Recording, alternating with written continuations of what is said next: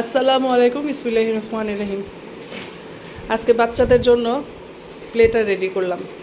তারা আবদার করছে তাদের পছন্দের খাবারগুলা প্লেটার করতে, তাই সেগুলো রেডি করছে। তো চলেন দেখাই সবাইকে। তো এখানে হলো সাদা পোলাও, তারপর হলো চিংড়ি ভাজা, এটা হলো ডিম পোস্ট, আর হলো মুরগি ভাজা, আর এখানে আছে মাউন্টেন ডিউ। তারা আজকে এগুলো দিয়ে দুপুরে লাঞ্চ করবে। তো সবাই ভালো থাকেন, সুস্থ থাকেন। আসসালামু আলাইকুম, আল্লাহ হাফেজ।